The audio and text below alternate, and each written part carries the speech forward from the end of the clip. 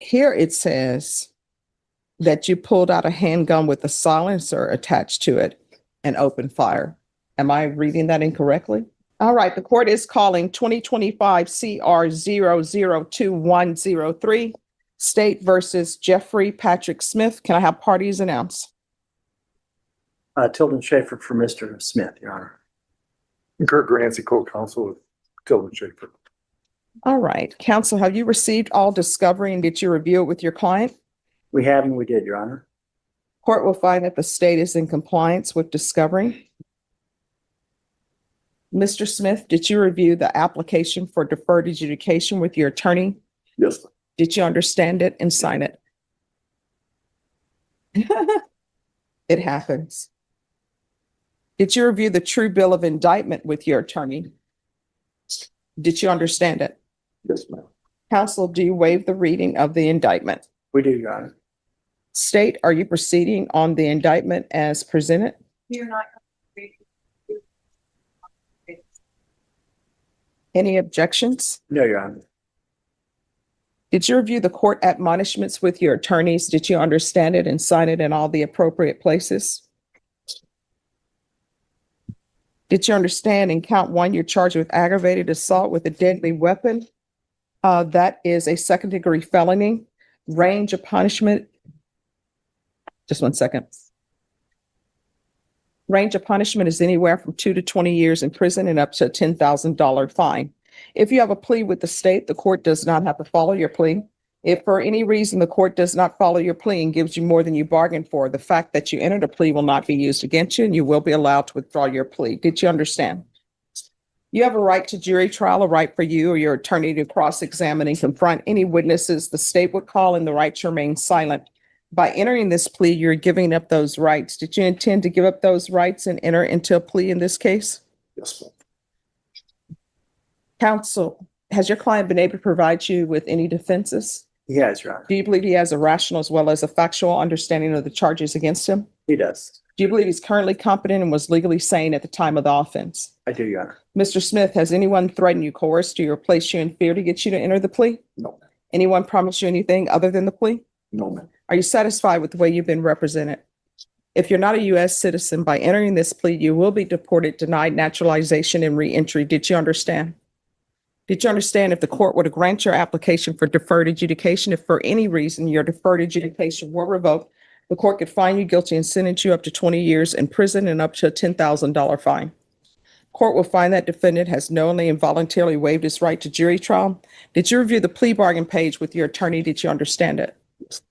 According to the plea, there's a $1,500 fine.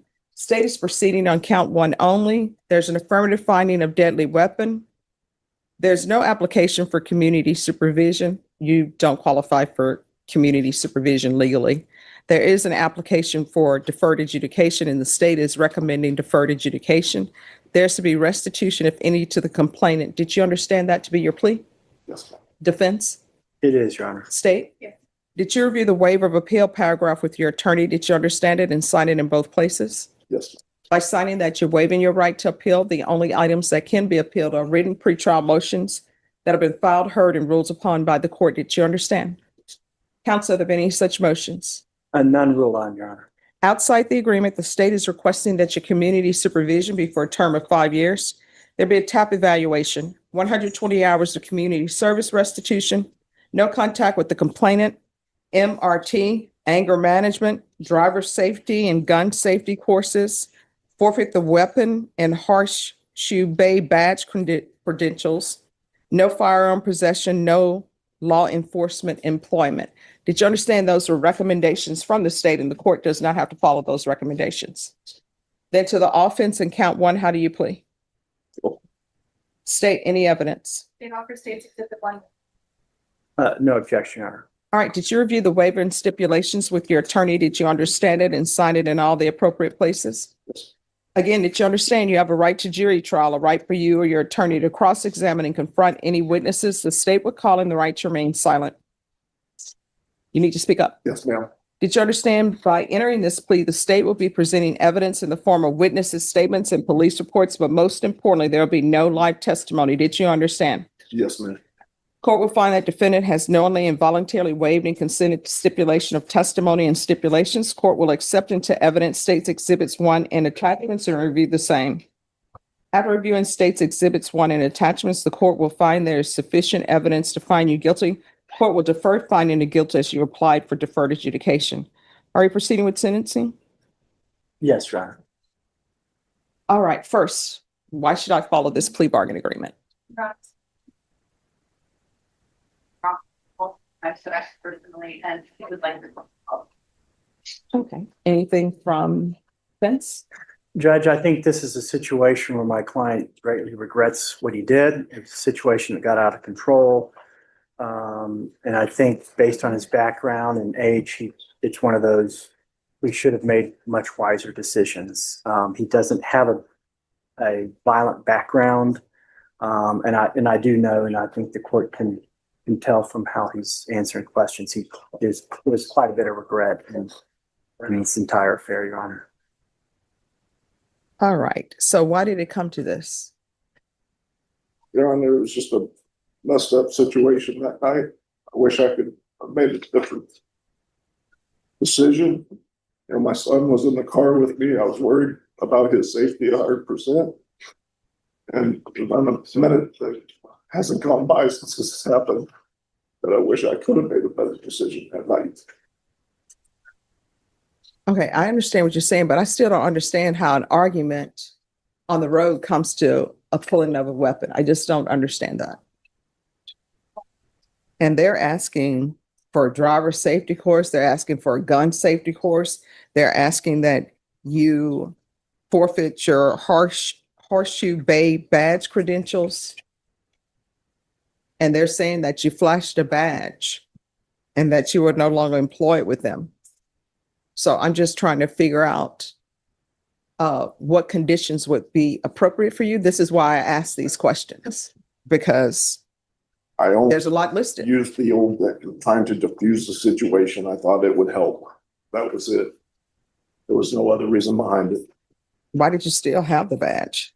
It was given to me by my chief of police at the time as a memento, because that was my first job there before I went to Border Patrol. So where do you work now? I've left I left Border Patrol in 2016. I went back to construction. I'm a home inspector for new homes.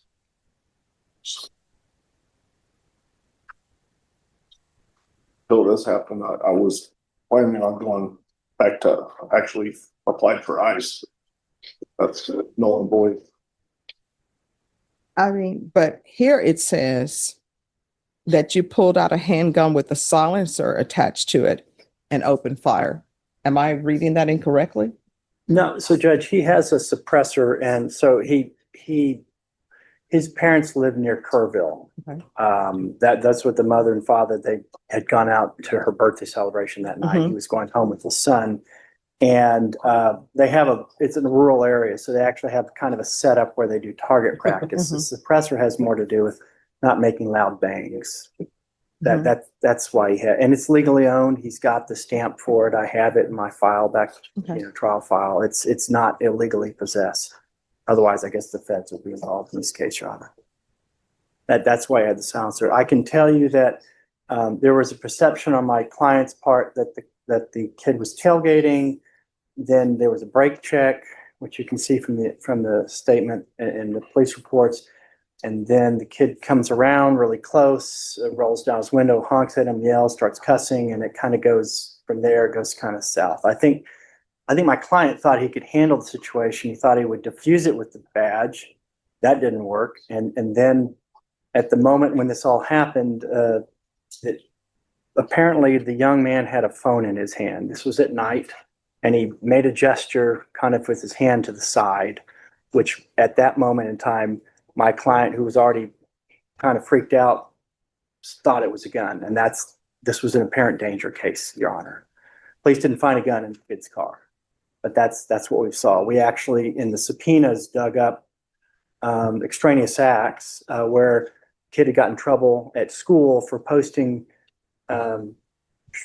shots on social media with him with guns. And he's holding it the same way he was holding the phone. When he's talking to the police officers, He's holding it and he's pointing like this. So that's the gesture my client saw in that moment. He made a mistake.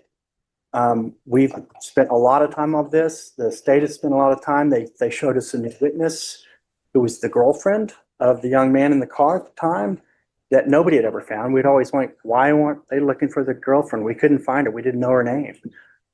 Ms. Alban did a great job preparing for trial. And that's kind of why we're here today, Judge. I think both sides have kind of met in the middle. Again, my client doesn't have a violent background. It's just thank God that he didn't hit the kid. So that's why we're here.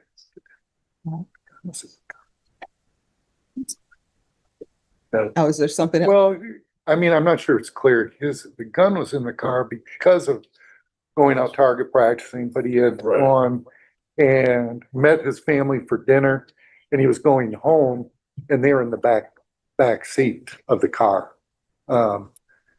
in a bag. You know, it wasn't as if he, routinely carries a gun. He had been target practicing at his parents' house prior to dinner. He actually had a concealed carry permit, which he's since had to relinquish. The state revoked because of this. Is there anything else? No, Your Honor. Anything else from the state? And is happy with this resolution. I would, the court would like to hear now, I do have a restitution amount, but on the judgment, if you would like. Yes. It's $2,463.82. I'm sorry, just 1 second. If you could repeat that? $2,463.82. So is there any disagreement on that restitution amount? No, I think that was part of the discovery. And we actually had the receipt from the repair shop, Your Honor. There, And where will you have that restitution amount? Judge, I think it's going to take a couple of months if the court would entertain that. He started this job about June, maybe, and so there's been some lag time. And I mean, he is the independent contractor, so lag time and taking the jobs and getting paid. All right, just 1 second. Excuse me. Everybody on this side, y'all need to move because probation can't see and they can't hear what's going on. All right, so when do you think it will be, and state your excuse. When do you think he will have that? If I had, I would say a minimum 2 months. Yeah, minimum, 60 days. All right. And that's 60 days from today? All right, this is what the court is going to do. The court, and I'm going to tell you, I was considering sending you to jail as a condition, but the state is saying that the complainant is in agreement to this being your sentence. So you can thank the complainant for that. Because sometimes I feel as though people need to have a chance to be alone in their thoughts at the jail to consider everything that is what they've done. And it appears that you've taken that into consideration. And it appears that on this night, everything that could go wrong did go wrong. But don't brake check people. People don't like to be brake checked. That's just my experience from driving. All right, 5 years deferred adjudication. Regular reporting by Zoom or in person, regular random UAs. And I'm sorry, what do? You said you're in construction? Yes, we have new home inspections. All right. He can do regular random UAs, or either you can do the patch. The patch costs more, but with the patch, it gives you more freedom because probation will put it on and probation will take it off. Patch costs more though. So you can either do regular random UAs or the patch. Proof of employment within 45 days. There's to be no employment as a home health care provider or with minors. 120 hours of community service restitution. I'm going to require parenting classes. Once you complete that, the community service hours will be deemed satisfied. MRT, the anger management course. You're to forfeit the weapon, and you're to forfeit your horseshoe bay badge credentials. There's to be no firearm possession. There's to be restitution in the amount of $2,463.82 to Joseph Perez, and that's to be paid in full within 60 days. There's to be no contact with Joseph Perez.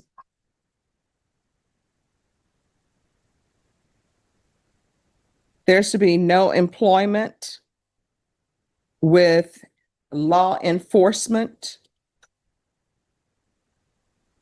or any type of security.